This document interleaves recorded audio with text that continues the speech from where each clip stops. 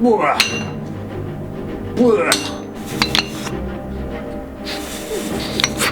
laughing, Rob.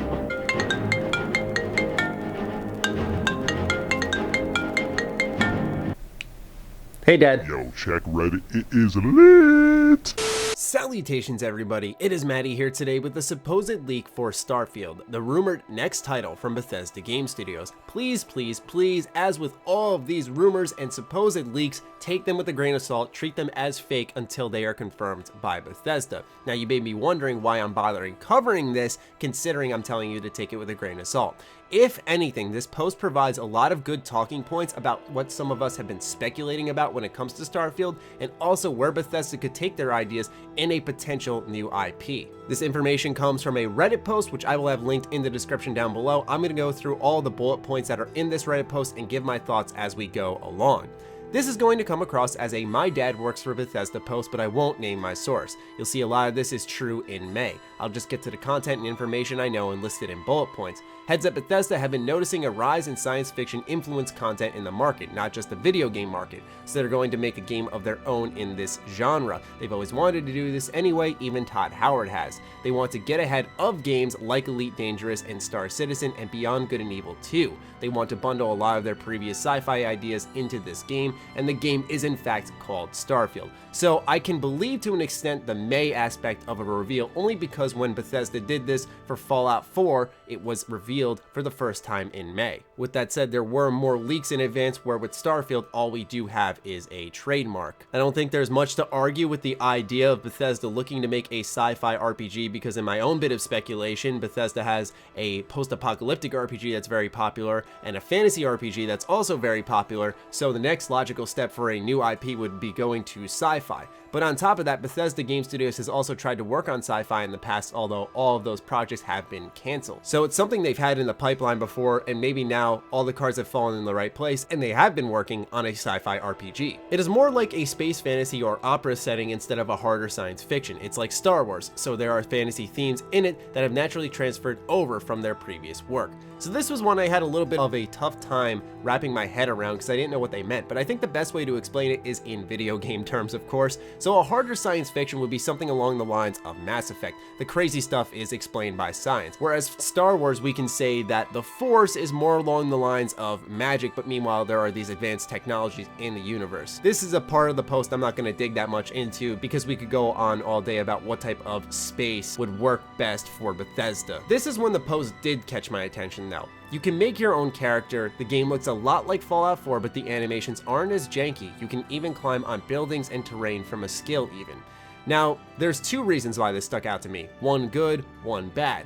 They talk about the animations not being as janky, and Todd Howard actually confirmed that they're working on a new animation system at Bethesda Game Studios in a recent interview of his. Here's what he had to say. You know, take an animation system change that we're doing right now. We're finishing for one of our projects, though that's a project that's in pre-production, getting a new animation system, whereas the one that's in full production is using the old one. Now, if you listen closely, you heard him say that this is the project after, not the one that's coming out next from Bethesda Game Studios. That's why I kind of went against this post, but then he also says you can climb on buildings and terrain from a skill even, which I look at and think to myself, okay, if you knew something, that's a very odd thing to point out, because that's either a shoo-in in most games or it's not a big deal at all that you can climb on buildings and terrain. Now here's where things get dicey, because this has been a point of discussion for a lot of fans on what Bethesda could do in a space title. This game will use cutting-edge procedural generation technology. A lot of the game mechanics rely on it. There are 4 important planets in the game you can travel between in a system. 3 of them have procedurally generated terrain and are fully sized. The other one is a big city planet and has a set map size, maybe around the size of Morrowind's map. Now, I was reading some of the discussions in the comments for this Reddit post and personally doing some of my own digging, and I did learn that Bethesda has messed around with procedurally generated content for quite a while in their games, but in Oblivion, a lot of the land was procedurally generated, at least when it came to the trees that were planted around Cyrodiil. But then Bethesda, of course, handcrafted the cities and the dungeons that you could encounter, as well as the NPCs. And then Bethesda would take that a step further in Fallout 3 with advanced AI, Skyrim had Radiant Questing, and then we all know what happened with Fallout 4 and the Radiant Questing. So I don't find it too far-fetched that Bethesda's continuing their tradition of procedural generation in new areas and trying something completely different for that. My biggest concern, I think everyone else's biggest concern, is let's say it is a procedurally generated world from Bethesda Game Studios. Their biggest strength is absolutely the handcrafted worlds they have, and the idea of removing that removes a lot of the charm from a BGS title. So I'm hoping that when he's saying procedurally generated terrain, that's all it is just the basic grass, forest, whatever is on these planets, and that Bethesda Game Studios handcrafts the dungeons or whatever you're going to actually be diving into and exploring. Now, I'm not a fan of procedurally generated content. I'm already thinking of No Man's Sky right away. I don't find it compelling at all. The idea of endless content that doesn't have all that much quality and can get repetitive really fast. But like I said, if it just sticks to the terrain, I think we'll be okay, because that's what Oblivion had used, and Oblivion was freaking amazing. I just started a new playthrough on it. But there's another section of procedurally generated content in this supposed Starfield leak. On the galaxy map, there is a section of the map called the Unknown Regions, where there are endless planets that are generated you can explore. They are fully sized. Planets in themselves have been described as planet-sized dungeons. Content on the planet is procedurally generated as well, like alien species, animals, locations, all of it is generated. You can find things as small as a camp to something the size of a colony or city on the planet's surface, city as in Skyrim-sized city. Sounds a little familiar, right? That smells just like No Man's Sky. Like I said, this post has moments of credibility where I could see where they're coming from, and if you look deep at Bethesda Game Studios, it makes sense. But then there's points like this where I could see Bethesda Game Studios doing something like this, because that would be interesting in the terms of side content, not the core of the game. But with the idea of procedurally generated alien species, animals, locations, cities, that literally reminds me instantly of No Man's Sky. But then here comes a twist that can make sense for Bethesda Game Studios with the feedback they got from Fallout 4 and how they need to focus on role-playing more.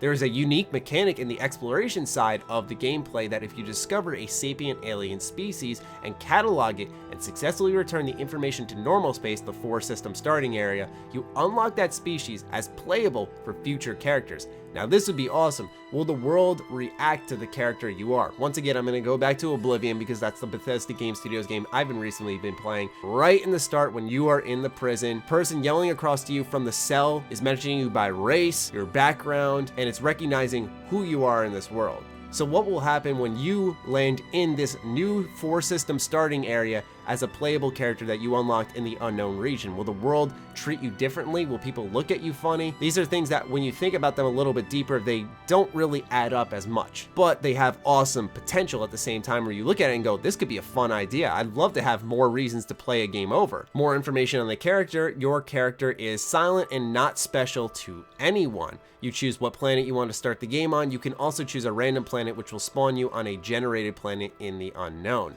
So Bethesda Game Studios has done the idea of starting your character as not anyone special. That doesn't mean you can't develop into someone special. As Skyrim, you start off as a prisoner, and guess what? You turn into the Dragonborn and save the world. So I think the idea of your character not being anyone special is pretty common in Bethesda Game Studios games, but I wonder if that's something that'll remain considering the universe can be so big in a sci-fi RPG. As for choosing what planet you want to start on and also a random planet, that kind of goes against the philosophy of Bethesda games. You finish the starter area, the tutorial section, and guess what? You walk out onto a beautiful vista where you go, oh my gosh, this world is huge. Where do I go next? The idea of spawning on a randomly generated planet doesn't have the security of Bethesda wowing you off the bat. You can see something that doesn't look all that appealing for starters, and that could put a bad taste in the gamer's mouth. So this is another point that I personally don't believe in this post. I like the idea of choosing what planet you start on. If there are 4 handmade sections of the game and then a procedurally generated area, it would make sense to start on one of the 4 planets, but I don't know about the procedurally generated section. There are a lot of ships to buy, probably around 30. They can be from the size of an X-Wing to an Imperial light cruiser. You can have a small crew. I don't know the mechanics for this, and combat is similar to Fallout 4, but with a better cover mechanic. So saying you can have a small crew, does that mean something along the line of companions? Is there cooperative play, online play? That's another speculation point of Starfield. Is it going to be online? Because Bethesda is apparently working on a AAA freemium game, and so people are wondering, does that tie into Starfield? Is it just a mobile title? Hell, if you're making a space game, I think it's a shoo-in. Yes, there should be ships for you to fly around the universe in. It'll be interesting to see how Bethesda Game Studios handles vehicles, and perhaps the procedurally generated content could tie into here, running into space colonies, mining facilities, facilities, other spaceships, dogfights in space. This could be really cool. It doesn't necessarily surprise me at the idea of Starfield, a space game, having combat similar to Fallout 4, because Fallout 4, if anything, was a solid shooter. Definitely not what I'd want a Fallout game's strongest point to be, but I definitely can say that if that carries over into Starfield and it gets the proper world building, storytelling that it should have, then we might be set with a pretty solid game. More on the weapons, there are infinite weapons comparable to Borderlands' system of guns, and there are melee weapons too. If this is true, I don't know how I feel about this one, because I know I am not alone on this. I love unique weapons and armor in Bethesda Game Studios games. I love going into dungeons, finding out the story of this area, and finding a cool item right at the end of it. It's one of the most rewarding feelings as a gamer, and the idea of them going double the amount that they did with the legendary system in Fallout 4 and making infinite weapons comparable to a Borderlands system. Look, it works in Borderlands. I can't imagine this type of content working in a Bethesda Game Studios game. I wasn't a huge fan of it in Fallout 4, and the idea of them taking it another step forward with procedurally generated weapons definitely would be a bit of an iffy decision for me if this ends up being true. The settlement system is expanded. You can establish colonies on an empty plot of land on any planet. You can establish colonies in the unknown planets and populate them for income. Look, here's my stance on the settlement system. I've said it time and time again. I don't care if it's in the game, just please, for the love of God, do not let it take away from the towns, the cities, and the NPC you can interact with. Big reason Fallout 4's world felt kind of hollow was because there were only two major locations, Good Neighbor and Diamond City, that actually had people worth talking to. Outside of that, it was main story characters and not much else. Fallout 4 heavily leaned on a settlement system of you establishing your own colonies, populating them yourself. And yes, it added game time. Yes, it could be fun to build something cool. And I don't mind this mechanic so long as it doesn't impact the game world itself or the storytelling and the focus Bethesda Game Studios should have, which is making a great RPG. I don't know why this was mentioned later in the post and not when we were talking about vehicles, but they say there are some ground vehicles like speeders and some transports, but nothing too large. There's nothing bigger than a garbage truck.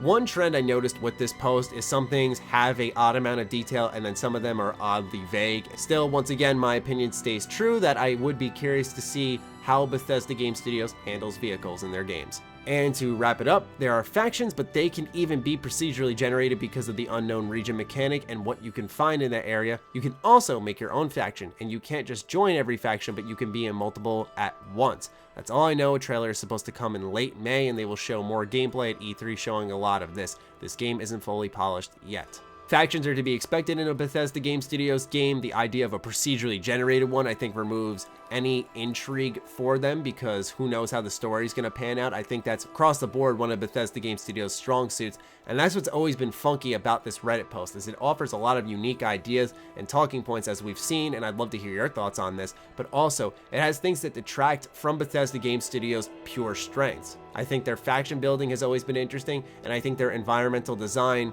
has always been excellent. And with procedural generation and where that procedural generated content is being focused on according to this post here on Reddit, it can rip away a lot of what Bethesda Game Studios is good at. But that is just the Reddit post. Those are my thoughts on it. Once again, I emphasize, take it with a grain of salt. This is just information I wanted to cover for the sake of discussion. Also, I saw it was getting a little bit of traction, so I wanted to offer my 2 cents on it. I'd love to hear your thoughts on all of the information in the comments down below. Obviously, we'll be keeping our eyes peeled regardless in May because there's a good chance that something does drop from Bethesda Game Studios then, because they even did it with Fallout 4, and there was a lot of hype for that one. I'll catch you guys in the next video. Follow me on Twitter, like me on Facebook. Those links are in the description down below, along with my Patreon. Do consider supporting that as it fuels all the content we create here. Stay sexy, stay active. I love you all. Peace.